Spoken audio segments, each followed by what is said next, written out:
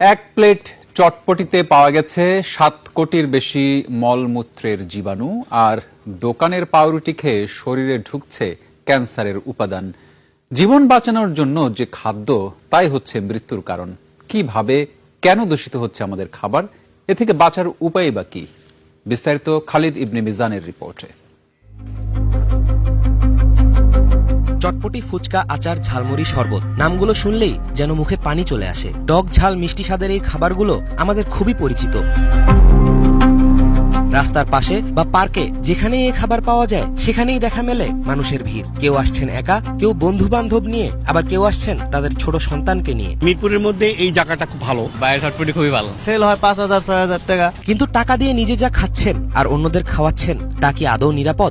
কোলাইটা থাকার কথা ছিল মানুষের ইন্টেস্টাইন, তাহলে সেইটা খাবারের মধ্যে আসলো কিভাবে? সম্প্রতি বাংলাদেশ নিরাপদ খাদ্য কর্তৃপক্ষের এক গবেষণায় দেখা গেছে, এক প্লেট চটপটিতে 7 কোটির বেশি মলমূত্রের জীবাণু রয়েছে, যা মানবদেহে প্রবেশ করলে হতে পারে ডায়রিয়া সহ দীর্ঘমেয়াদী নানা রোগ। আজকে যে বাচ্চাটা জন্মগ্রহণ করবে, মায়ের পেটে আছে, সেও 8টা থেকে 10টা অ্যান্টিবায়োটিক রেজিস্ট্যান্ট হয়ে জন্মগ্রহণ। এই কিছুদিন পরে আপনি দেখতে পারবেন যে সামান্য জ্বর আসবে না, ও অ্যান্টিবায়োটিক দিবে, কাজ করবে না, ওটা মরে যাবে। ঢাকা শহরের 50টি স্থান থেকে 450 খাদ্যের নমুনা নিয়ে গবেষণা করা হয়। এর মধ্যে প্রতিটি নমুনাতেই ভেজাল পান গবেষকরা। যে কটা দেখছি আমরা সবগুলাই অনেক ধরনের ব্যাকটেরিয়া, ইনক্লুডিং ডায়রিয়াজেনিক ব্যাকটেরিয়া আছে, প্রচুর সালমোনেলা আছে, ইকোলাই আছে। খাদ্যে মলমূত্রের জীবাণু অর্থাৎ ইকোলাই ও স্যালমোনেলা ব্যাকটেরিয়া দূষিত পানির মাধ্যমে ছড়ায় বলে জানান গবেষক। যদি আমরা কোনো খাবারে ইকোলাই ব্যাকটেরিয়াটা পাই অথবা সালমোনেলা পাই, তাহলে আমরা বলি যে this food is somehow contaminated with faecal material. এ ব্যাপারে ওয়াসার সাথে যোগাযোগ করা হলে ক্যামেরার সামনে কথা বলতে রাজি হয়নি তারা।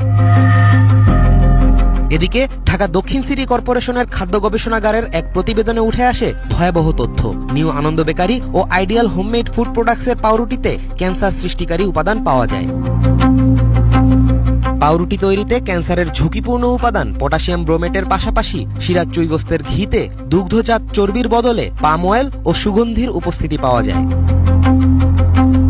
গবেষণার ফলাফল প্রকাশের পর প্রতিষ্ঠানগুলোর বিরুদ্ধে মামলা করে সিটি কর্পোরেশন। সিরাজ চুই গোস্ত ও নিউ আমাদের বাজারের মালিকদের বিরুদ্ধে গ্রেপ্তারি পরোয়ানা জারি করা হয়। আইনের সুপর্দ করছে তাদেরকে, এখন কোর্ট উইল ডিসাইড। খাদ্যে ভেজালের কারণে মানুষের দেহে স্বল্প ও দীর্ঘমেয়াদী সমস্যা হচ্ছে বলে জানান বিশেষজ্ঞরা। লিভার, কিডনি বা স্টমাক সবকিছুতে কিন্তু প্রভাবিত করছে এই উপাদানগুলো। দীর্ঘদিন ধরে দেশে খাদ্যে ভেজাল এক ভয়াবহ সমস্যা। বিশেষ আইন থাকলেও যথাযথ ব্যবস্থা নেওয়া হচ্ছে না বলে জানান আইনজীবী। শুধুমাত্র ফাইন করার মাধ্যমে এই খাদ্যে ভেজাল আপনি প্রতিরোধ করতে পারবেন না। খাদ্যে ভেজাল দূর করতে প্রশাসনের নজরদারি বাড়ানো ও বিক্রেতাদের প্রশিক্ষণের ব্যবস্থা নিতে হবে বলে জানান বিশেষজ্ঞরা। নিরাপদ পানি সরবরাহ,